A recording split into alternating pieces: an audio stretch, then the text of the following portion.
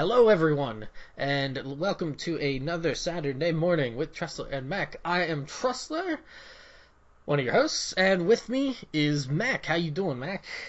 I'm actually doing really good. Just very quickly, I wanted to get this across that I think talking about Fire Emblem on this podcast has yielded extremely positive luck for me. I don't want to do a whole segment about this, so I just want to quickly round it off the bat. Talking about the Amiibo connectivity, the last podcast, went into local EB this week, found both Lucina and Robin. And they were like this is the last two we're getting in. So I was like, yeah, and they're mine. So I have all four heroes now, which is awesome, man. Nice. Which means if I do play it, I have the option of cheating and putting one of them in. So, well, I mean, if it starts to sour, then yeah, you can just be like, okay, whatever, we're just gonna dominate. And of course, my greatest E3 wish, if they create a Fire Emblem Warriors, I have 4 amiibos to most likely get benefits from. So you would imagine that would be something that would come, or at least be on their mind. Maybe they don't, because they're kind of worried that it would be very similar to the what are they called? Like the Samurai Warriors, Dynasty Warriors kind of thing, because it's just in that same vibe, just a Western feel to it. Oh, the medieval feel, yeah. Right. The thing about it is the difference, because Hyrule Warriors is a completely sort of original story, original sort of crossover story, whereas like my vision for Fire Emblem is they actually adapt the battles from the games. Oh, so like take the games that have already had their battles and just kind of play through those. Yeah, in real time. That's what they've done for like essentially for Dynasty Warriors and Samurai Warriors, because they're based off real battles, and the Gundam Muso games, all the battles are based off actual episodes of the show. Okay. Huh. It's for Fire Emblem has like the best chance for it to take like the best battles of like a certain saga and do that, because there's no way that they could do every battle in the game, otherwise it would just be like Fire Emblem Arcania Saga Warriors, you know. Yeah, I don't think they're going to do that. I think they're going to take like 3 different sagas and they'll like pick the best battles of each. And I think in my head, as much as I want like Reku no Ken and Furu no Tsurugi, I don't think it's going to make the cut, sadly. I reckon the 3 main ones they're going to choose is Arcania, then they're going to choose the Radiant Saga, and then because of sales figures, they're going to choose Awakening. So. Well, that is a pipe dream to have there. Oh yeah, that is my biggest E3 wish. So next to Dragon Quest XI. So yeah. I want to be honest. I don't really have much in the way of hopes and aspirations for things at E3. I don't know. It's just not something I really. I guess because things like the Trail series, it's going to be going on, so it's not like and that's the thing. I don't really have anything bad to say about the E3, because they had the big guns come out with Xseed announcing their entire lineup for the next year and a half, and I'm just like, well, there's nothing that could really put like piss in my coffee at this point. It's just even nothing else happens. Hold the piss on my coffee. I will be quite fine with that. If nothing else happens E3, I was like, well, Xseed brought out all these games, including Trails Cold Steel 1 and 2, so I'm all good. So at this point, all they can do is surprise me. So yeah, I think that's just also just how it's not that there of course are things that I would like to see, but in the same hand, for example, like, I love the Donkey Kong Country games, and I know Tropical Freeze came out, a couple years ago? Yeah. So, yeah, like 2 years ago or so, but I haven't played that, so for me to be like, oh yeah, another one, it's just not right for me to, like, to me, that's not I haven't even fucking played Tropical Freeze, so why am I asking, little dreams in my head? I guess if anything, a fucking nod towards Little Nemo, because damn it, that game is I miss that game, even though I have it. Hey, if Kid Icarus can come back, anything's possible. God, if that ain't the worst fucking game to ever come back, Oh my shit. Fucking Kid Icarus. What a terrible game. Ah. Okay. But yeah, let's get into some news here. We're gonna keep it right. We're gonna keep it light. I only picked out one thing because part of it was because keeping it light. The other part is I just haven't been around to be able to do it. Basically, I don't have snacky tacky smartphone, so I'm not like wired all the time. So, how many different news reports do you have? I'm just going to number down to 3. So okay, well, list off 2, and then the one that's to our topic for today, save it, and then I'll spout off mine, and then we'll go back to yours to lead into it.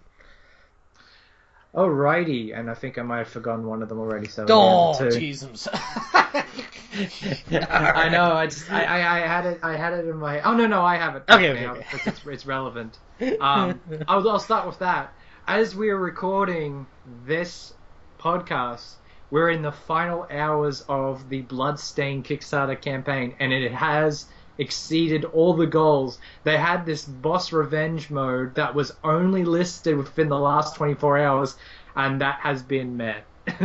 So it's one of the only few Kickstarters I know where all the goals have been smashed, and it actually has gone in the record books as the most supported video game Kickstarter in history. So that is all. It's just the fact that the one Kickstarter that's been supported the most is a spiritual successor to one of my favorite franchises.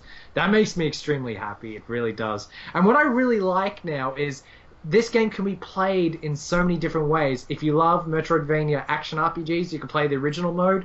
The classic mode, which I finally found out, is not going to be a completely different game. What they're going to do is they're going to reuse graphical assets, but they're going to take away all the RPG elements. And, like, for starters, which I'm presuming, like, if you fall down a pit in the Metroidvania style, it just drops you to the next room and then you below. Die. But in the classic mode, yeah, you die. So that's I liked that because I had Taylor in mind thinking about that you'd be able to play that. Yeah, haven't. I'll be honest, I did not put any. I've never put any money towards any of the Kickstarters. Not because I don't want to see them succeed, but more so than anything, I just do not have the financial. The financial punch, for lack of a better word, to really be putting money towards this sort of thing. I'll wait till it comes out and then spend it. Yeah, and even you can be like, well, that costs more. Well, in the same hand, I can at least save up to it and be able to deal with it. So. Yeah, this is only my second Kickstarter. Like, the first one was Cosmic Star Heroine, and hopefully that will come out at the end of the year, which will be awesome. Is that slated for the end of the year? It was slated last year, but it got pushed back. So, yeah, it's probably most likely going to be this year. I'm really excited, though, for Bloodstained. It's been... Order of Ecclesia was 2008, so it's been 7 years, and it's going to be another 2 years wait, so it's going to be 9 years since...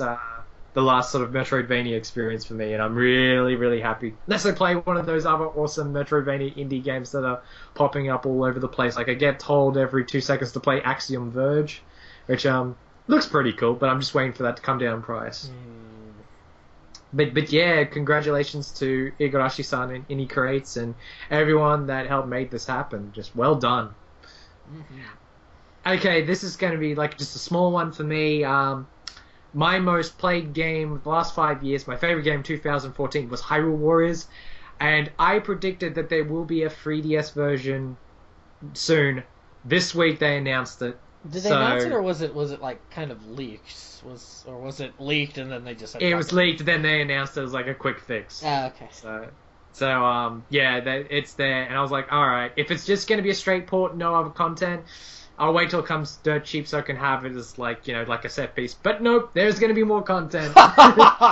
Play our games, Greg. Two new characters, and they are both Tetra and the King of Hyrule from the Wind Waker. You play as the ship itself? That'd be fantastic. What you do is you play his human physical form, but he has a charge attack where he will turn into the ship. and like do like a huge wave attack at the end. It's like, this is cool. I was like, why the hell are they like keeping them in their cell shaded forms when everything else is not? I looked very closely and I actually deducted very quickly they're using the same technique for the graphics that they did in the 3DS version of Super Smash Bros., where all the characters are actually cell shaded. But they kind of look close. They are cell shaded in a way that looks close to the Wii U counterparts. So that's how they're going to put it on there. Question: since I've never played any of the Warriors games, have no desire. It just doesn't really scratch an itch that I have for gaming. But will the 3DS be able to handle, like, not with like its machine power, but just people fucking mashing buttons and stuff? Will it like? It's a good thing to bring up. It's not ideal. I don't mind playing some Warriors games on handhelds, but I actually, to be honest, as someone who's played them for a very long time, I actually don't think it's that ideal. Like, I've played a couple of Samurai Warriors games on the PSP, didn't feel that great. I played Samurai Warriors Chronicles on 3DS, didn't really feel that great, but it looked cool though, I must admit. Okay. So graphically and music-wise, there's no issues, but control-wise, I can understand that's a point for concern. However, they've actually got me covered. If you get the 3DS version with the two characters, you can actually connect them to the Wii U version and unlock them. So that's cool. It's like, all right, two characters, cool. Give me another adventure map, and I'll call it a good deal. So, like the Wind Waker sort of. I know that's probably going to be not a great idea because most of the Wind Waker map is all underwater, so it'd be weird to have a Warriors game where they're like walking on water, Jesus mode.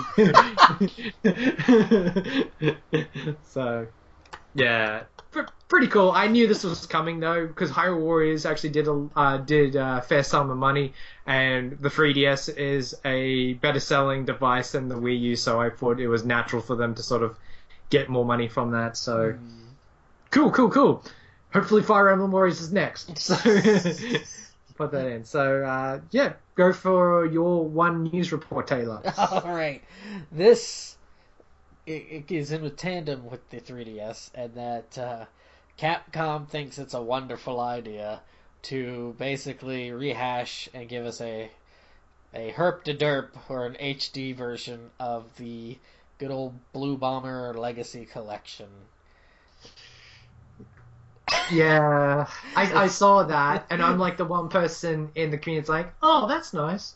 No, I think there were a few people I've seen that were quite pissed about this, and it's PS4, PC, Xbox One, and 3DS, and it's basically the Blue Bomber Mega Man 1 through 6 collection, HDified, full, but there's not.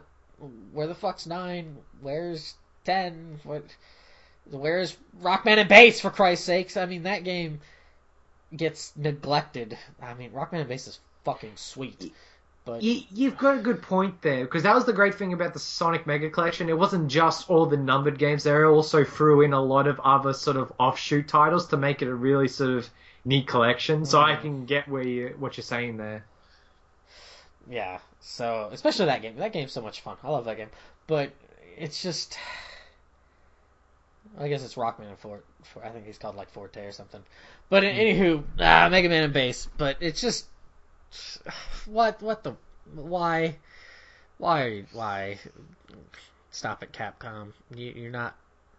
You're not winning a lot of people over with this. Maybe some people who are really young and just don't know, and they see their older siblings play it. Like, for example, my younger siblings just watched me play. Well, one watched me play through Mega Man 3, and both of them watched me slaughter Mega Man 4, which are my two favorite Mega Man games in like the old retro 1 through 6 on the NES. But they like, it's just like I don't see them as people who, especially my one brother, plays games. I don't see them being like, yes, I totally want this so I can play these on the 3DS or something. This is just damn it, Capcom. Well, Yeah, of course, if you've read the reports, this is Capcom's new business model just to sort of get them back in the green a little bit more, where they're going to take their old franchise and give them HD ports. I think the Resident Evil group is a lot more forgiving because they're taking their, like, the most favorite games in that franchise and bringing them back, so they're cool with that. Hey, Capcom, do you remember a series called Dai Makamura, the Ghouls and Ghosts series? Nope. Bring out a HD collection of that, and you'll get my hard-earned money. Have you played the PSP? Yes. Game of that? Sushi got it for me, and I've dabbled in it for a little bit. It's fun, sorta. Like, I'm not a big Ghosts and Goblins or whatever. I'm just not a big fan of the series, but it's at least different. Yeah, I actually, that was one of the first PSP games I got was Ultimate Ghosts and Goblins, and yeah, that was one of the few games that I loved, but saw my PSP potentially going airborne for a couple of times. Okay, I'm not the only one who is like, at that verge of just fuck, and then the PSP turning into a boomerang kind of thing. The thing is a lot of people think I'm crazy when I say like Ghouls and Ghosts is the easiest game. A lot of people say yeah. The thing is though is I played that game straight for a year, so. That's kind of like one I know from the back of my hand, like East 1 and 2, which is cool. I actually physically have not beaten the first Ghosts and Goblins on NES because that shit is hard. That shit is really difficult. And the arcade version too, that is really difficult. Apparently, I actually nearly said to a lot of people that Super Ghouls and Ghosts is impossible because I can't get through the first stage. But apparently, I found out that I didn't know a button combination. For jumping, so I got stuck very early on. But like, there's a button combination to jump? No, there's normal jump, but then there's this special jump, and there's this area where you need to do it, otherwise you're gonna die or get caught and die. Jesus. So I was kind of like, bugger. And then of course you got the Gargoyles / Red Armor sub-series. I actually played Demon's Crest a month ago, and that's actually pretty cool. Demon's Crest, the one that's on the Super Nintendo? Or yeah. Okay, yeah. I've seen a few different people playing that on Twitch and stuff like that, and it looks like a lot of fun to play. I just never have had the opportunity to play it. So. Yeah. I'm not going to continue unless I play like all the rest of the series in order. So no, that's pretty cool. But yes, Mega Man HD collection. Hey, Mega Man fans, we kind of want to show you it's not dead, but we're not giving you anything new. Eat our dicks. We're Capcom. Yeah. Oh, assholes. All right, back to you. Or unless you got something. I do have one extra thing. This is very quickly. I saw Dragon Quest VIII run on the 3DS finally, and wow, I was surprised. I was like, this actually runs pretty damn good, and the voice acting is really good. Like, it's in Japanese, and I actually noticed a lot of actors from various anime series I watched, so that was pretty cool. The Japanese choices for the characters actually are pretty good because the English dub was the first one, and then this is going to be the secondary one. So I liked it. The instrumental music, no sound problems whatsoever, so it's like, this is shaping up to be a pretty kick-ass port of the game. And I've noticed that there's different enemy spawns as well, because there's this big giant slime pudding. It's like, hang on, I don't remember you in the original game. So that would allude to there's different enemy encounters as well, so cool. If this gets localized, I will be buying it. Of course, there's a lot of angry fans that would be not so happy if they brushed off 7. What's the slated date of release for that one? For 8 in Japan? Yeah. August. Sweet. Like, late August. I am excited. Yeah, I think story-wise, it's my favorite next to 5. Just because the characters are a lot more fleshed out. I think I can definitely say that 8's the most cutscene heavy. That's due into, I think, level 5's sort of design. And I think it really fleshed out the characters a lot more, so yeah, I've been looking forward to the day you play 8, because I know you love 5. And, well, I think I might have maybe it said something about this, but with the 3DS, that first time kind of playing through Dragon Quest VII, and now second of trying to tackle that mountain. I'm kind of leaning towards 7 being my favorite. Like, I love 5. I don't get me wrong. I love 5 to pieces, and I will stick by it as something that, to me, feels like, you know, Homer's Iliad, or Yeah. something. Like, it's an epic like that. It feels like, but 7 has all these little stories that just kind of add up, and they add up and add up, and it's just like whew. So a lot of different emotions in that game. So it would be nice, because I think there is a fan translation going on right now. So I wonder if Square Enix is going to pull another. Oh well, you know what they did with Type 0, how they were fan translating Type 0, but it's like, oh no, we're bringing out the full game. So we'll see if that occurs. But right. Anyway to play Dragon Quest 7 is good by me. So. Alrighty, but here's the big one that I kind of wanted to slot in at the end, because I was talking about with my friends, and the possibility for this is actually really cool. Depending on how they go about it, is that YouTube wants to create a sort of a gaming channel, but I thought, okay, this is going to be kind of like their Twitch service thing, rah, rah, rah. And then I reread it, it's like they actually want to do channels for specific series. I'm like, alrighty, so this is interesting. And what they actually listed has me thinking if this will make it more easier. So from Asteroids to Zelda, you'll be able to support your favorite games. So like, will you be able to pay off Nintendo so they stop nitpicking at us for us wanting to do videos on Nintendo games? Because if they do that, I'm sold, because I've wanted to talk about the Zelda series for the longest time. That's one of those series that they're flagged for sort of monetization with their sort of agreement. And it's kind of bullshit, because I want to talk about Hyrule Warriors. I want to talk about all the Zelda games I've ever played. If they have a Zelda-specific channel where they kind of pay it off for everyone in one lump sum, and I can go on there and sort of do a guide to Hyrule Warriors or something like that, that's amazing. I want to do that, because that's kind of what I do with the Miiverse already. I go onto the Zelda community and I draw stuff. I've been drawing pictures of Ganon non-stop. I actually took my my figurine I have of Ganondorf from the Wind Waker, and I sort of sketched that onto my Wii U gamepad, and I uploaded it.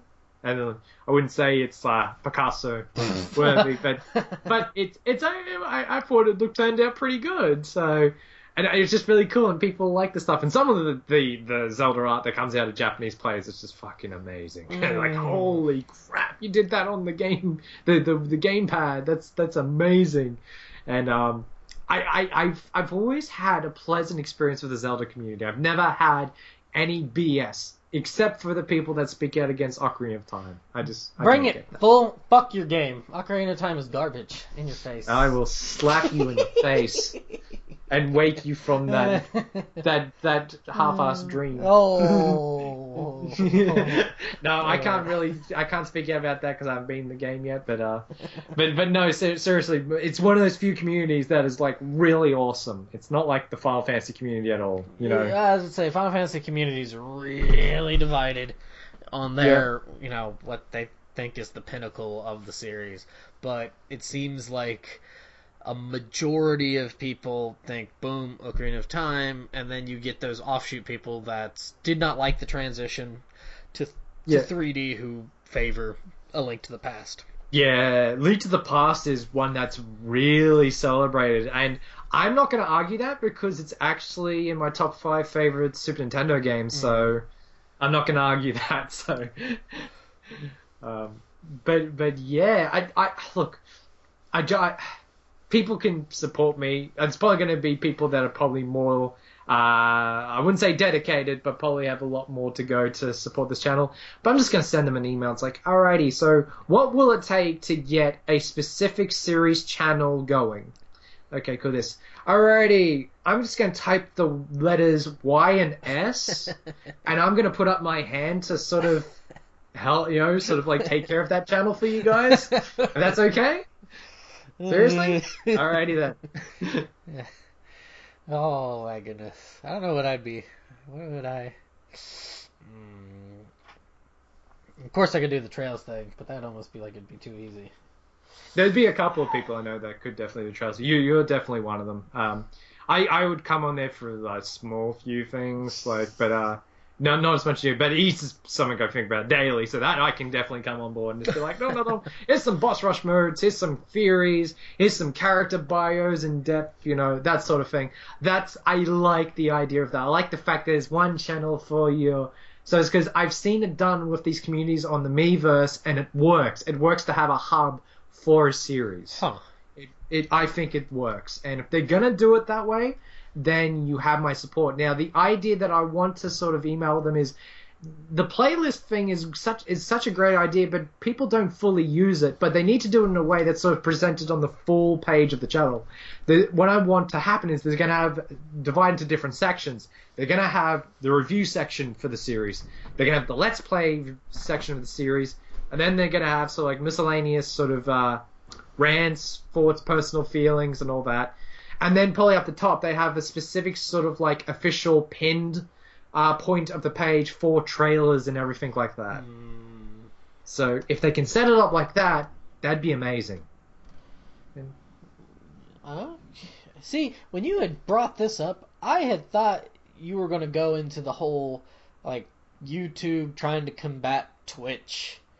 Yeah. Thing. That was because that was something else that is a part of this whole thing, right?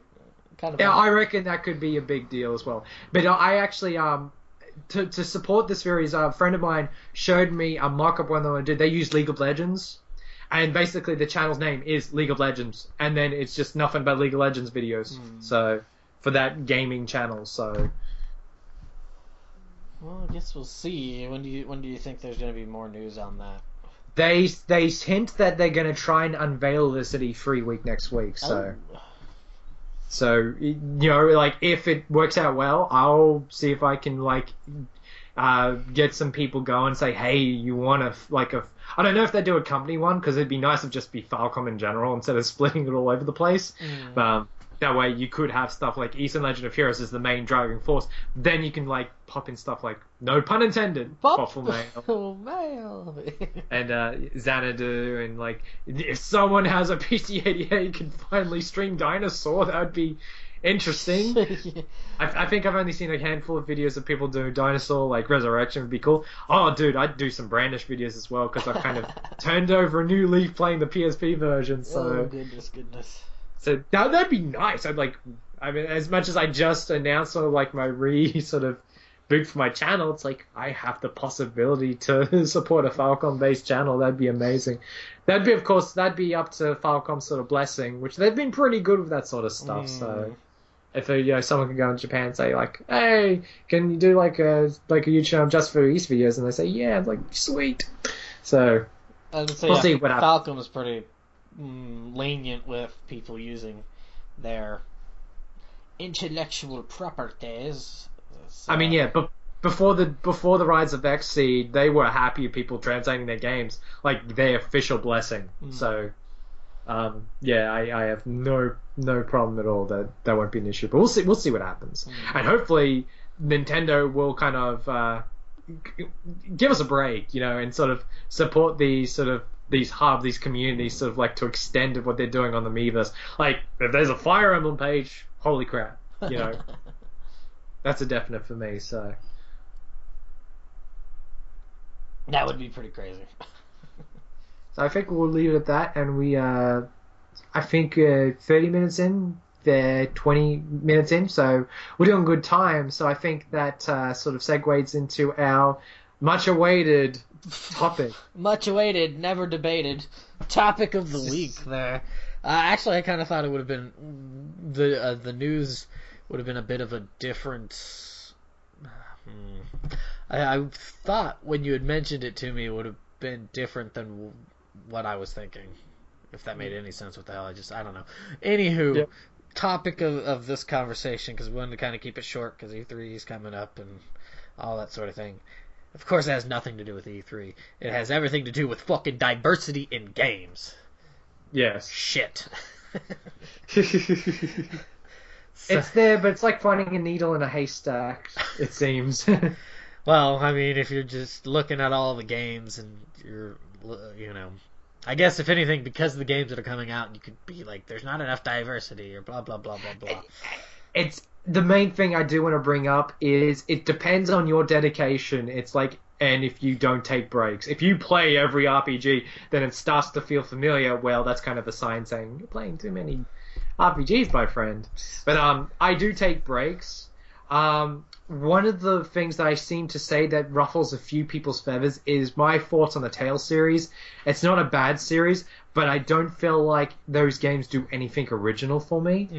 And that's I feel great senses of deja vu when I play a lot of Tales games. At least one of my friends who's a big Tales fan, he definitely feels the same way. It's very formulaic, but yes.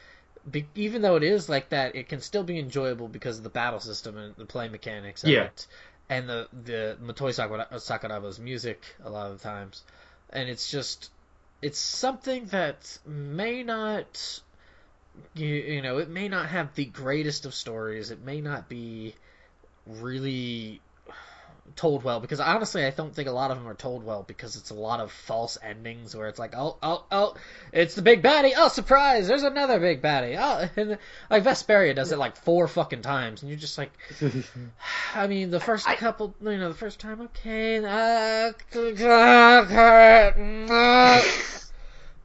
Destiny, I mean, like the final dungeon in Destiny, I seriously put a fucking hole in my wall by throwing my chair because of how stupidly bullshit insane the last, sixth of the game is. Because you go to Trash fucking Mountain, and you're in Trash Mountain, and then you go to the final dungeon. The final dungeon's like 6 hours long, and you've been playing it for 42 to 50 hours, maybe 55 hours. The final dungeon shouldn't be a tenth of the game, Greg. I'm not going to say anything to that because I like when Falcom does that. I see that as a trademark of that company. Like, I expect most of the games to have a big ass dungeon. Aonori Kiseki certainly did. It did, but it's also built off of 2 games. You have a build up of 2 games, and those 2 games you spent close to. If you're like me and you leave the damn thing on and you go do other things and come back, you've probably spent close to 200 hours between, like, with both of them. So when you have a 6-hour dungeon, it's not a tenth of the game. So it's, but I get you. I get right, you, but yeah, it's not to like knock on Tales. Tales, if you like Tales, that's totally fine. I'm willing to give exception of the rule to some characters. Is I would say Graces F. There's a few cliched characters, but then you have Pascal, and I basically said, you know what, guys? There is no other character like Pascal in the fucking genre. She is an enigma. She's the comic relief. She is absolutely out of her goddamn mind, and we love her for it. The way she talks. The way that she basically comes up with ideas and everything, and I'm just like, she is a one of a kind. Craig is stupefied. And I talk to a lot of people because I consider Graces F to be my favorite Tales game, so I can talk to a lot of people about that. Everyone immediately talks about how great Pascal is because she's just nutty, absolutely nutty. So I will say that Namco can pull out some interesting characters like that.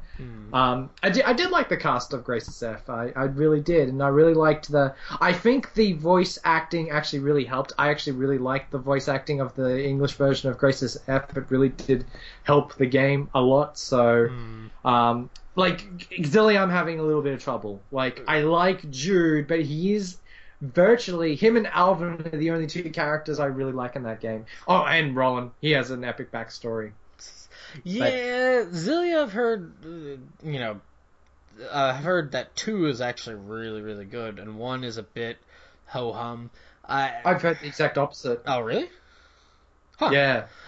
Yeah, well, that's why people play the games, and because I mean I've heard some really good things about 2, and that didn't think 1 was so good. The thing that I love about 1 is the final dungeon's really fucking short in that game. There's no bullshit. Here comes the epic fucking... Because there's pacing, and there's not very good pacing with that. But, yeah, I agree. Like, most of the cast in a lot of Tales games don't jive with me very well. Can I say the most cliched one? Can I say it? No. Symphonia. Okay. Symphonia. Holy I've crap. never played Symphonia, so I don't know. Exception for Kratos, but that's just the Metal Gear fanboy in me because he's voiced by the same actor who does Liquid Snake. So it's like, oh, I got a character that sounds like Liquid Snake. Okay, he's cool. Everyone else, just paint dryingly. Like, was it the main thing? I can't remember her name. She is the typical, she has the power to save the world type delicate heroine. And I'm just like, there's nothing about her that makes her stand out from the rest. And, See, it can be alright if you have that trope, but as long as it's not overbearing. Yeah. Yeah, and of course, to new gamers, she might be the first one, so they'll get a kick out of her. So, whereas like playing all those RPGs in the 90s, like there's an abundance of those characters. Trust me. Right. Yeah, I mean, even if there is an abundance of something in a game, the first time that you come across it might be really interesting, but also if it's at least done, well to your senses, if you feel that you're kind of being, if you feel it's a bit like, just, you're in trouble. If it's like a Deus Ex Machina kind of thing, that it's like, yeah, she's got superpowers and she's gonna save y'all kind of thing. Yeah. I guess quickly that I want to bring up is it's another thing, sort of shifting gears here, but still in the realm of RPGs, is RPG final bosses, and I know a lot of them like to throw out a gargantuan godlike, what the hell is this I'm looking at type of final boss. And at the age of 30 years of age, I'm going to say this now, I really like it when they use the main villain that they've used for the primary length of the game, and he has only like a smaller sort of transformation that he evolves into something that's very similar to what he looks like, but he's more sort of god mode. Those are kind of like more favorite sort of, boss battles. And I would say my favorite are the ones where they just have the character. He's just ridiculously powerful. Calling Luca Blight. He didn't change at all, but his boss battle was so memorable, Well, because he's just ridiculously fucking powerful, And that's kind of why I like Fantasia in the Tales series, is because you have Daus, who you fight, you see him right at the beginning of the game as this kind of, what the fuck moment that just kind of retells something, and then you have to fight him in a pretty fucking hard fight, closer to like 2/3 through the game. You're like, this dude's pretty tough, and then you fight him at the end, and you're just like, all right, ass. And he does have a second form that's a bit wonky, but at least for the most part, he stays the same. And it's and I do like that it's him.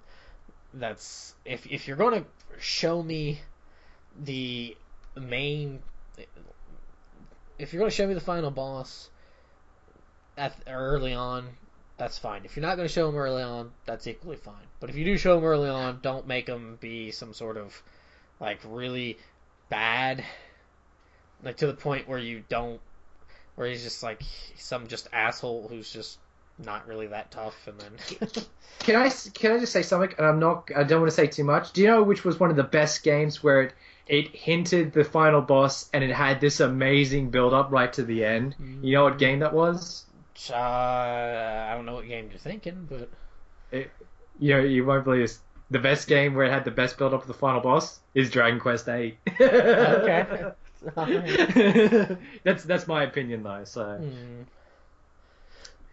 really look forward to that. So, but yeah, just diversity in general, not just with RPGs, with different games. Like, as someone who's grown most of my life disliking the first-person shooter genre, I'll be the first to admit that in the 2000s is when they came out with some really great concepts for the genre. Because in the 90s, it was kind of steeped in Doom clones. And that's kind of what made me not want to get into the genre. Because you're a damn fool, Greg. Doom clones and Doom is the greatest. Yes. And it's sort of like that, we're going to hell, we're shooting random demons, blah, blah, blah. And that never appealed to me. And neither did like the earliest sort of like Soldier of Fortune type games and all that. But it wasn't until like the early 2000s that came out like the Medal on the Frontline series and like Time Splitters. And of course Team Fortress 2, where it's like, let's make a first person shooter absolutely comical. And it worked. It had a lot of appeal to it. And that's when I think the genre sort of broke out of that brosive sort of attitude in some ways. But and then of course the biggest one is because like BioShock, which made things really interesting. Well, before that you had System Shock, yeah, that's true as well. Which was just like totally fucked for some people. So. Yeah, I would agree with that as well. So, I didn't think that the genre was going to be absolutely desolate for its life. I still don't like give the genre its like my full attention, but I kind of look on the horizon to see if there's like an interesting concept coming up.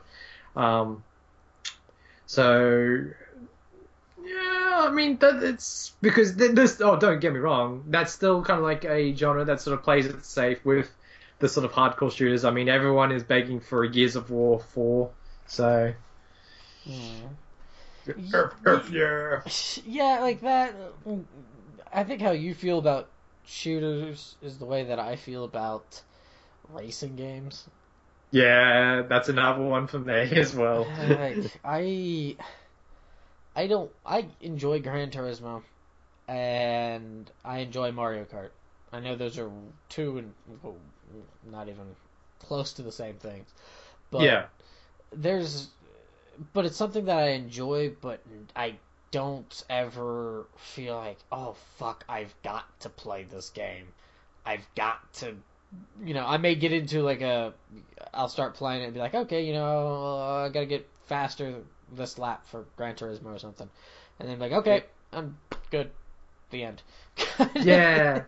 It's sort of like, what's the word? My intellect does not crave going around in a loop. Well, there's different ways it gets scratched with, because I think you have to be a bit of a gearhead to really get deep into Gran Turismo. And I actually have, my sister's side of the family is basically got a lot of gearheads, so I can sort of relate, and I can see from their eyes how excited they are. They're excited about cars and real, because there's a lot to do with mechanics and all that sort of jazz. So I can understand that, and they love those series. They also know that Gran Turismo is a surefire way to make me fall asleep. It's just like fall down. But yeah, I will say there's not really much diversity, but I think that's sort of like a genre like sports games, where a lot of realism gets taken from the real world into the game, where it's kind of like something like where a lot of people, they kind of just want to keep their sort of like fantasies playing RPGs just kind of like in that world, whereas like a lot of people take their love for the real sports and the real cars and bring it in, because like, well, they won't have enough money to buy a Ferrari, but here's a game that you'll be able to drive a Ferrari, and that's kind of like the mentality that goes with those people. But in this sort of topic of diversity, yeah, they don't really do much. Like, I think if you wanted to go with sort of like people that sort of like try to sort of change the formula very so slightly, it's kind of like Burnout, where the aim of the game was not really to make to the end of the track, it was to see how much devastation you can do. And that was kind of like a small little change that kind of changed it up a lot. So, and of course, Need for Speed, you could say Need for Speed, they just incorporated police chases. That changed it up. You're not racing for a lap, you're racing because you don't want to get fucking arrested, So yeah, I think as time has gone on, particularly when it comes to having indie developers, it's helped to spread out the different ideas when it comes to diversity within the gameplay mechanics. Which, I mean, yeah, if you're not a big fan of just simply, or not just, but racing around in a quote unquote loop, then perhaps you'll like something where you just fucking wreck everything. Yeah, and that's the fun of most of the card games, and that fact in those games have injections of mass nostalgia. Mm. Like, of course, Mario Kart has it, but Sega All Stars Racing not only just has it, it's built its freaking game around it. Like, the feeling I felt when I was kind of like racing on the Skies of Arcadia stage in the Transform was like, oh man, it came from just the racing game to here's my happy fun time with Skies of Arcadia. Sort of, I don't care if I win because I'm enjoying the music, I'm enjoying the visuals and all that. So, um, yeah, I'm trying to think like of another genre that diversity, like. Well, like when I had brought the subject up, it's kind of interesting that you went this route because I had a completely different mindset of it. I go for it. Well, because this had come up last week and it's been pervasive for a while, is that there are people out there who are claiming that there's a lack of diversity in the characters of games. Which I will agree and disagree. I will give two different examples. Well, I've kind of already given one example with Pascal, but this was going to be a news piece I was going to talk about, but I'm going to incorporate it here. But I'm going to let Taylor speak more of his mind because I kind of waffled on a little bit more. I want to give him more of the floor. Okay. Well, for example, a lot of people were, and probably still are, complaining about the lack of black characters in The Witcher 3. Well, okay. The thing is that I do not know anything really about, like, in depth about Witcher 3, or just the Witcher series, the Witcher universe, the Witcher world itself. I've heard that it kind of reflects the Slavic region. Yeah. And, you know, from what I remember seeing is that either the writer or somebody a part of it said, you know, I am creating this from, you know, my culture. Well, if you feel that something is not being represented within your culture, make that yourself. I'm not writing for the world. I am writing it from my perspective, which I agree with. If you don't, because to me, it feels like if you are trying to appease people, everyone. Well, not even just everyone, but if you are trying to appease certain mouthpieces of people that are saying, "Oh, there's not enough this, there's not enough this," to me that feels like you are pandering, and that takes away a lot of artistic and creative integrity away when you're just like, oh well, if somebody is telling me that I have to have a homosexual character, then you're just kind of fuddling to force one in there. I mean, yeah, you can, if you're a good writer, you can adjust it, but is that the original intentions that you had? Is the sexual preference of the character even that important to the story that's going on? We've brought this up before. I don't know I think we did it in these podcasts about Ike. Ike, for some people, is seen as gay. They think that he's gay with Soren because of just how his mannerisms are and whatnot. And that's not really that integral to what's going on in the story. Yeah, Perhaps exactly. he is. I mean, that would explain why he does get a bit shy around some women, I guess. I mean, maybe he just doesn't like to talk to a lot of women, except for Alencia, sort of. You know? But it's really, is it really that important? Yeah, and I'm glad you said that because it's not really. It's like a character trait. Like if it's like so many internal struggles and it sort of adds to the story, then maybe. But if it doesn't really, then no, not really. Mm-hmm. Like If you want a game with a more prominent homosexual character, Persona 2 Innocent Sin has a homosexual character in there. And I don't know if that's like a big part I haven't played the game. I don't know if that's like a big part of the game. If he's sort of struggling with his identity or whatever. I think I've heard might be the case. I'm yet to play it, so I'll probably play it. Doesn't 4 have one? Kanji is not... the game does a great job of, like, pushing it out there, but from what I've seen, I think in the end, with who he ends up with, no. Well, I mean, if you want to have the character be gay or be, or if it's originally intended, then yeah, for sure. Well, don't just put it in there to try to be like, oh well, we don't have this character, so we have to have this character.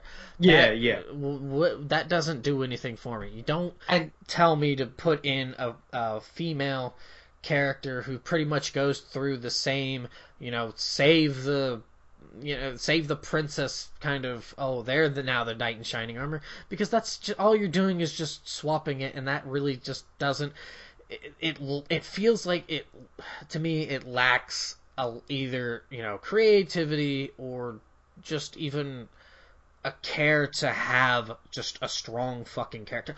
Estelle from Trails in the Sky. Yes. Fucking amazing character. And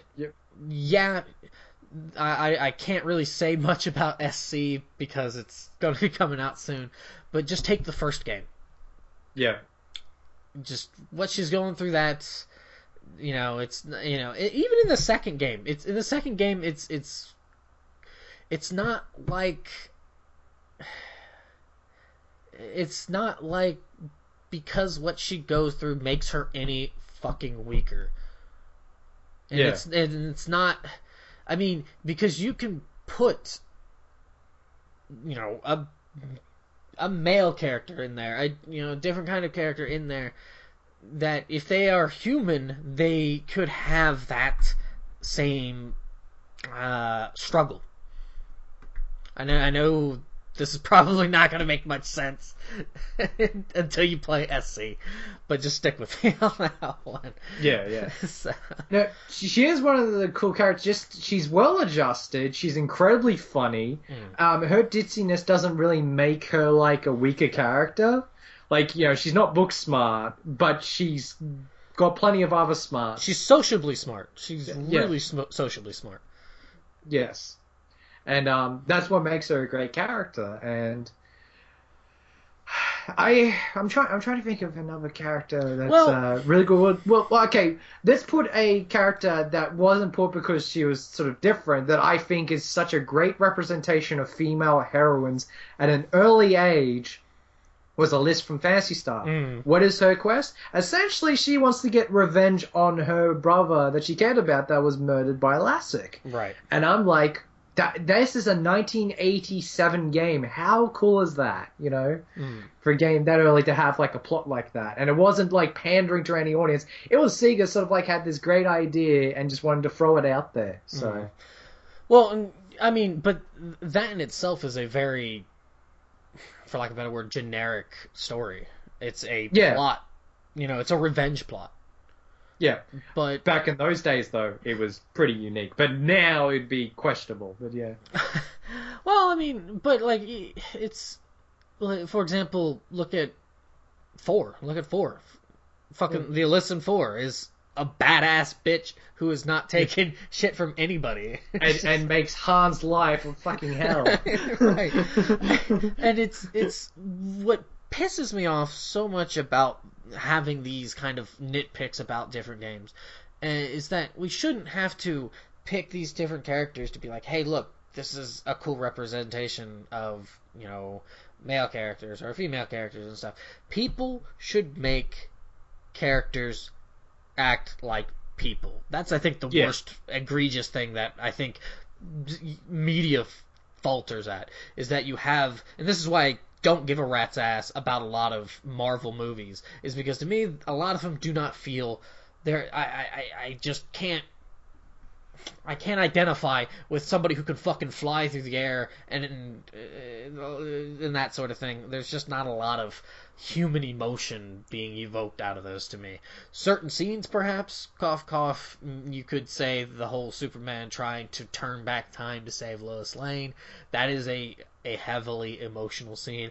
Pretty tacky by our standards nowadays, just because science.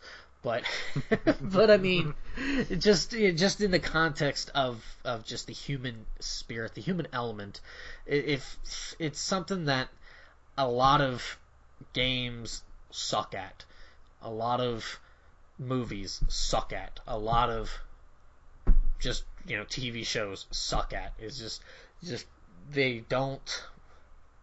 If it's a woman, if it's a man, if it's a transgendered person, if it's a human being, write them as a human fucking being. You know, I don't have to be a woman to understand troubles that women go through if I am told about them, or if I'm told about them through the story or just in real life. I have those same emotions. I may not go through the same troubles, the same experiences, but I am a human being and I can empathize. And that's that's what kind of just gets to me, is that when you say, well, this person doesn't have this, well, so they can't understand this, and it's just damn it. Yeah. And there will always be like I totally agree, and the word we're looking for here is you're being genuine and disingenuous. And I feel a lot of people, not the game creators, because a lot of creators out there are writing stories the vision they want to do. That's why I like the crew for 15. They're sticking to their guns. They want an all-male cast because that fits into their scope of the story they're creating. Kudos to them. A lot of people that just wants to shoehorn a female character just for the hell of it. I was like, well, it's not needed, It's not needed. It's, as we've already mentioned greatly about the outrage of that one character that got taken out, but they're putting in another female character because she fit into the story a lot more. And people are like, well, why didn't they just rechange the characters? Like, maybe they had this character in mind that had a certain sort of emotional state and sort of like values and everything that didn't fit into.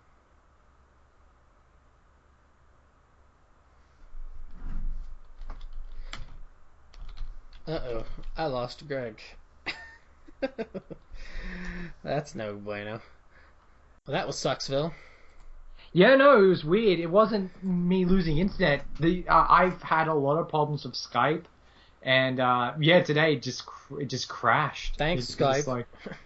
There's been some problems. Like, there's some weird sort of update windows, and a lot of them are actually like popping up like before the program loads and everything. So there is something really funky going on with my Skype, and I think I will have to finally sort of uninstall it and reinstall it all over again. So to get back to the point, because I was just rambling, hoping that you would kind of reconnect back to it. What were you going on about? I don't know, because now I'm sort of like raging at Skype, like raw. I think I was going on about 15. That's right. And we were talking about in the last episode. We were talking about the character Stella, and like people are outraged that they put her out, but they put another sort of female character in. And people's like, well, why didn't they just recreate Stella? It's like, well, maybe they had this character in mind. She had certain emotions, certain values that didn't fit into like the narrative and plot of the new reworked 15, and that doesn't bother me at all, but apparently bothered some people. I'm just like, why? Why are you bothered over this? Right. Why are people bothered about other people's work if it's not inducing hate? If it's not if it's not promoting, hey, kill these types of people, or hey, shun these types of people, what the fuck does it matter? I mean, if somebody honestly feels, I personally, I feel this way as well, but if somebody feels that there is not a good, or I don't want to say good, but if there's not a large representation of, say, black characters in games, I totally feel that that's the case. I feel that a lot of times a black character I understand Japanese games not really doing it so much, just because they're Japan, they're pretty homogenized country, and if that's how they want to do it, that's their business to do it that way. That's their culture speaking through their games, sorts of thing. But like, I just I wish there was a lot more African, not even African American, but because just black characters, because they wouldn't be African American in the game, but black characters in fantasy settings and stuff like that. It's just like, for example, with Tidus in Final Fantasy X. Some people threw a huge conniption fit because he was. I want to say it was because he was. They didn't throw it, not a conniption fit, but they were kind of going on about how he wasn't white, but that he was an actual, like, yeah, conniption fit wasn't the right word for it, but he was an actual, like, an Asian character. Do you I remember? think the early sort of screenshots, people suggest, yeah, we can see a lot of Asian in this character, and I think I saw a lot of comments like way back in the early forum days. So I can sort of see that sort of being thrown around. And they're kind of, surprised by that, and then you had Waka and some different kind of characters like that. But it's something that I do wish that there were more black characters in RPGs and not in fucking Shut Up and Jam, Gaiden, Barkley, but just like fantasy settings and stuff like that, you don't see a lot of that, unfortunately. Well, I think the big one comes to mind, of course, is Barrett, and a lot that's such a bad representation. It's well, good and bad. I mean, the one part about it all, sort of like his mannerisms are like questionable, but I like the respectful nature that from what I've heard from a lot of interviews and a lot of Japanese developers in anime and games, that they see a lot of sort of African American and black people, and sort of a compliment, they see them as more father figures. Some of the characters, that they're really good with raising kids and everything. That transferred over, of course, to Barrett taking care of Marlene and Sazu. Yeah. Is that his name? Like Saz or something from 13? Saz, yeah. In 13. Yeah, that's very true as well. Right, so, but here's 13 fucking games and all you're able to scratch out are 2 black characters. I mean, to me, I don't have an issue with it in the sense because it's Japan making that game and that's them doing it. But when, it just feels like there could be so many more, at least on the Western side of things, being so many more black characters introduced in RPGs and stuff that it just doesn't, or just in games other than just fucking Grand Theft Auto or something like that really kind of misses having it. I'm not saying you should have, here's one game where there's a bunch of black people and then just here's 40 bajillion games where there's maybe like 1 or 2 in each one, but it's just it's really up to the creators if they want that diversity from what they've learned. I wanted to kind of quickly mention this because this was going to be news, and I swear if this wasn't a Falcon game I probably wouldn't play it. Like, I have good hopes, but the latest news for Tokyo Xanadu kind of solidified this from being a very cliched sort of Tokyo RPG where they announced a new character and she is an idol. And I'm like, I think we've now ticked off all the checklist.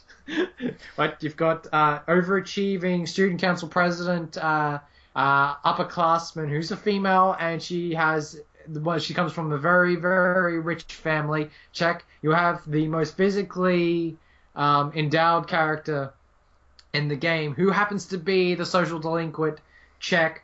The best, the quote unquote best looking girl who happens to be an idol in her spare time, and I'm sitting there like, it's Falcom. I have to believe that they can sort of churn out a better Tokyo sort of RPG story than anyone else. But there isn't really much of a diversity with all these characters. And this is coming from the Falcon fanatic that's being honest. That's being really honest. I like the sound of the main character. That's pretty much about it for the entire cast of the game. So hopefully they can save it with a really cool villain who is not I don't want to say because it kind of spoils the rest of the Xanadu series. But we'll see what happens. Maybe they can reimagine the main villain of the Xanadu series to be in a humanoid form this time around. That would be cool. That'd be like, all right, I'm on board. But I love Falcom, so I'm gonna try it out. But a little disheartened that the playable cast of characters is so damn cookie cutter. It is really painfully cookie cutter. It really is, and I'm just like, yeah, you know, yeah. And like I said, this is probably going to be the final year that I'm going to be playing some Tokyo RPGs like this, Illusory Revelations, and Persona 5. In the next 2 years, if I see some more Tokyo RPGs from other companies with the same sort of cookie cutter sort of cast, I'm not even going to bother to play them at all. Too much. There's too much. Too much. It really is. Of course, there's probably. I mean, it's just one of those things that you kind of have to pick and choose when it gets to that point. Because, as I mentioned before. Right. It's too much. You only have so much time. Only have so much money.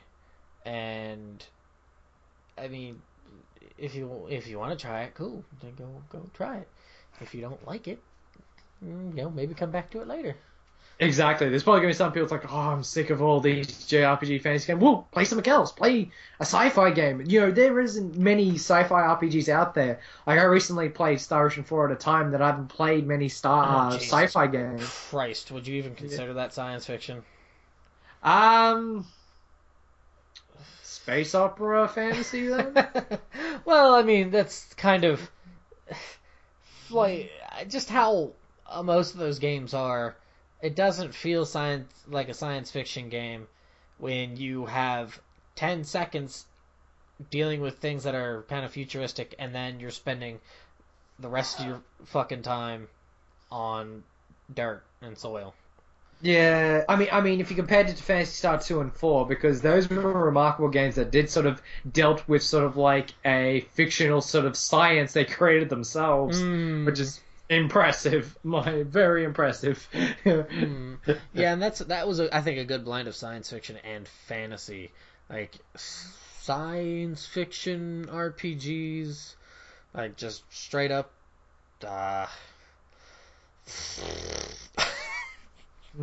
I'm drawing blanks. Except for Phantasy Star. What if it... See, the thing about Xenogears, they more sort of... Takahashi puts the more philosophical notions to the forefront instead of any science fiction. So. Well, yeah, the science fiction, I think, is kind of... Yeah, it's there is a little bit of science fiction, but it is as well... Like, Xenosaga, I would say, is much more akin to science fiction than... Yeah.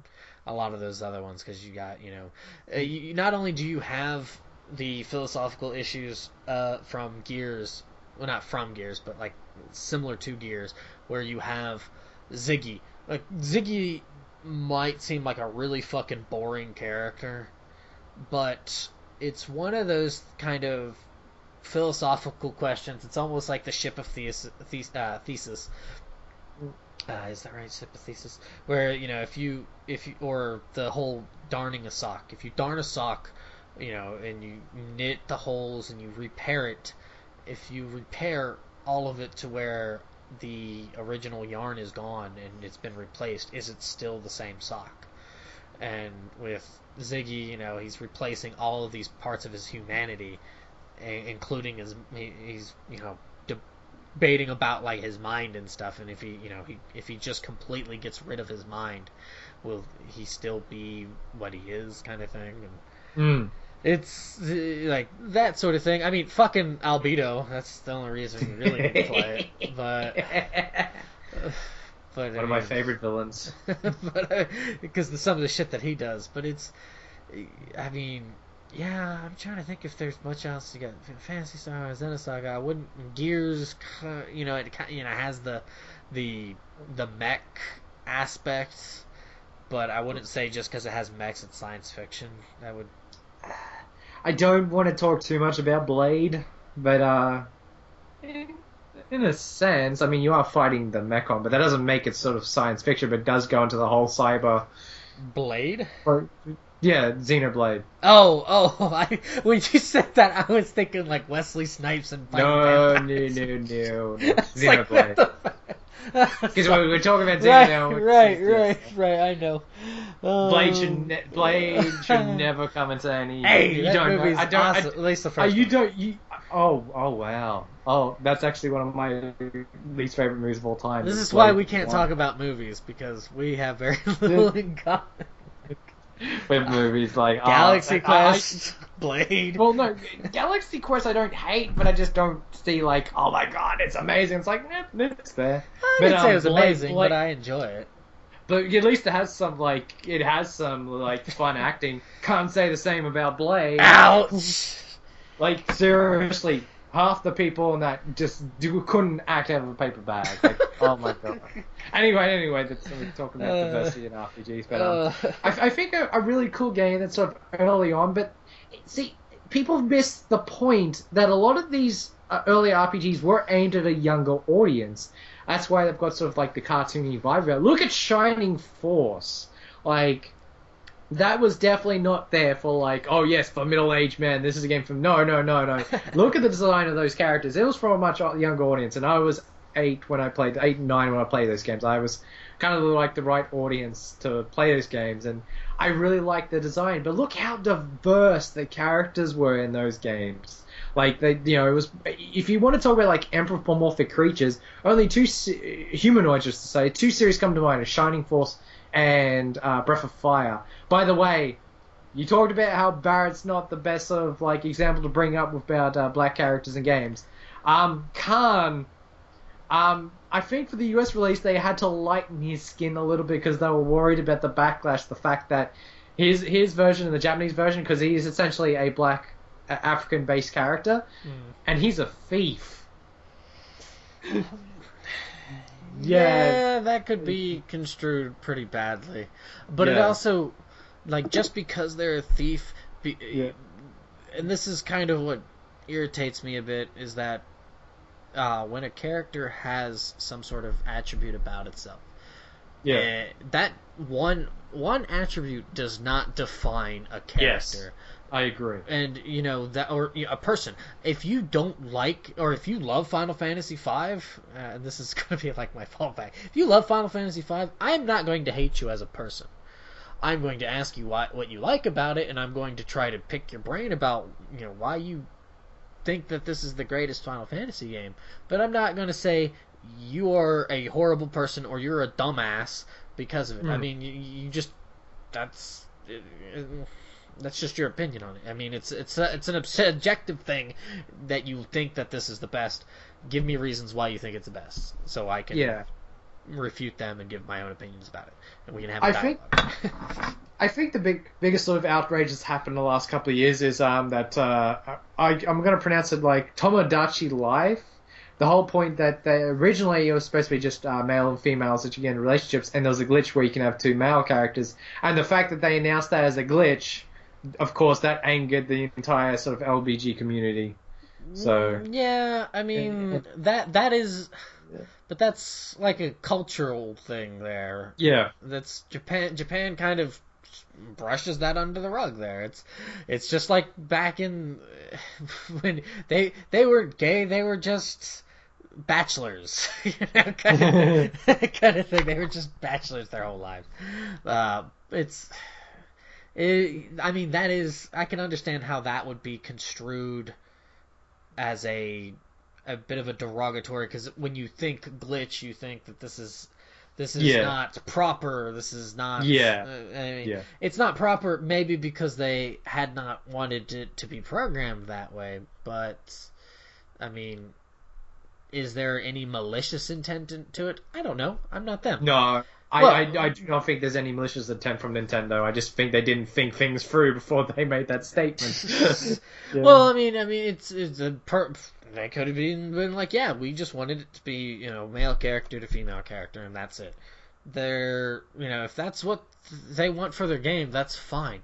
Don't buy it. Don't if you disagree that they should have They should program it that you can, have male pairings and female pairings, and or whatever. If that's fine, but I feel like if you are going to fight other people's cultures this greatly over things that aren't really, it's a video game. Yeah, exactly.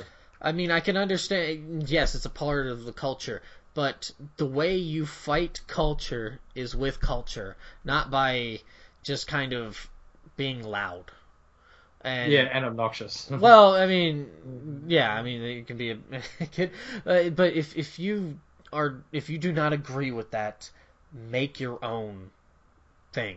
Make your own. If you do not like, I'm not saying don't do a fucking fan fiction, because that ain't gonna get you anywhere, except for unless you're fucking whatever her name is with the 50 Shades bullshit. But if you really want to make it stuck out, like, don't make it gratuitous, because I think that's a lot of misconceptions with a lot of people that sort of they look poorly on the other sides. There's a lot of sort of straight gamers, when they think of like gay people in a character, they'll think of like those sort of gay hentai games and sort of like look down upon it, and like that's kind of like an issue to sort of like not a challenge but an issue to sort of create a game where it's primary sort of gay characters in sort of like a more what would be the word to describe, a more humble sort of setting, more genuine setting, that they don't just become butt buddies, like, they sort of like have struggles. Like, it could be the same if there were two female characters. Or, there could be like a game in the future that sort of deals with race issues where, like, there's two people that love each other, but they're from two different sort of races and belief structures where their values would never allow them to sort of like to come together, but they're sort of like, they want to sort of take the chance and sort of like put aside what they've learned their entire lives and sort of like give into sort of like what they, their love for each other. Something like that, And not turn it into... Some games do tackle it, but they kind of tackle it using those, for lack of a better word, furry characters. The Radiant series has... has a big struggle with race in those games. People don't like certain people because of what they are. And they don't like the kitty cats. Right, or they're not fans of, particularly not fans of people who have been with, and that's something that, despite not having a bunch of different races in the sense of skin tone, they kind of tackled it that way, which I mean, I can understand that it's not quite the same for us, because this is, there are no bird people on Earth that we are aware of. That sort of thing. But it's at least, they are kind of being, I don't want to say pushing the boundary, but they are approaching these sorts of questions, and they have been for certain games. But I don't expect people of other cultures to really feel obligated, or they have to feel like they have to dive into other people's cultural issues. Yeah, and and this is the thing with the gaming community as a whole and industry and everything. So many people are obligated to do this. You're not obligated at all. Like, one of the biggest obligations in life, drink water, because your body needs water to live. That's an obligation. You need to drink water. Whereas you have no obligation to put this type of character in a game. There is no obligation. It's kind of like this issue I'm having right now with I'm not going to even get into it. Like, the YouTube community researchers, like, you obligated to do shout out videos. No, you're not obligated. You shout out because you like those people's channels. You never feel you're not obligated to do a shout out video. What the fuck, Yeah, that whole issue. I've seen some videos on that. That's kind of pointing fingers at the people, like, at large, as if it's sure there's been problems with commenting, but to say that it's their problem, or they're the problem because they're not commenting, they're not shouting out and stuff, No, I mean it's just because of how YouTube's kind of gone. It's Yeah. you know, people just because of the swath of media, which can be a completely different topic to talk about. Yeah, which I was about to say as a different topic for a different time. Right. So, But I yeah, I think if I wanted to like sum it up very easy and just to give sort of like advice to anyone, if you feel like you are getting burnt out playing the same type of game, well, number one, I'm going to be taking a big risk soon, but I reckon it's going to be such a deliciously awesome risk where I'm going to be playing tons of Legend of Heroes games for the rest of the year. Will I probably get burnt out on Legend of Heroes at the end of the year? Yes, that's probably going to happen. I'm going to go play something very different. I'm probably going to play something more action-orientated with a different sort of setting to that, sort of give it some diversity. I'm never going to point fingers that, oh, that series has a problem, because no, it's just my import in that has kind of like sort of numbed it down for being that sort of diverse then and there. Eventually, I will come back to it at some stage, but right at the moment, I can't say I've played too many sort of traditional sort of RPGs in the last sort of... Well, I did play OWL, but that was kind of like eating the best pizza pie I've had in a long time. It's like, I want another slice of that, and that's going to keep the momentum up for a while. But there will come a time where I want to play something different. I want to view a different type of story with different sort of type of characters. I mean, I went on that tirade against the Neptunia series that's just absolutely nothing but poking fun at the industry and just constant jokes. And I've gone about how saying that's the least furthest thing from my mind I want to play. There might be a time 5 years from now I want to play something like that. Who knows? You know, but right now I'm kind of that ironclad affirmation that I do not want to play anything like that. Because if you want to talk about diversity, the only diversity in those games is the different companies that they represent for each character. But they're all the same. They're sort of moe sort of, look, I'm so cute sort of type of character that does absolutely nothing for me. So... Well, and nothing ventured, nothing gained, right? If you don't want, I mean, you don't have to, but if you don't try these other games, who knows if you might end up liking other games as well and stuff. And it's just an evolution of just tastes and stuff. It's not saying that because you evolve that it becomes better, but it just becomes different. And of course, those new people, it's like, well, I've already wasted all the resources. There's not really much diversity in this generation of games. Go back to another generation. Trust me, if you're one of those people that's like, oh, there's no sci-fi RPGs, go play like most of the games on like the NES or the Super Nintendo, the Genesis, the Master. There's plenty of science fiction games in those systems. So don't look at just one well. Try and fish out of as many wells as you can. Go to the ocean. Let's see. For myself, I'm going to sum it up by saying, do not pander to make others happy, as long as your work does not like incense violence towards others or is being derogatory simply for the sake of to like be derogatory. If there is bigotry, racial, sexual, whatever, if there's that sort of thing in the story to kind of make a point, not to kind of, but to make a point, okay, that's fine. But don't just have it, don't be salacious and just be like, oh, there's a rape scene in it, and it's going to do something, and it's just going to be there for shock and horror. I mean, if it's comedy, that's one thing, because comedy is meant to push boundaries. But I mean, if you're not doing it to be funny and stuff, it's no. I mean, it's kind of one of those things you'd be a bit more tasteful about.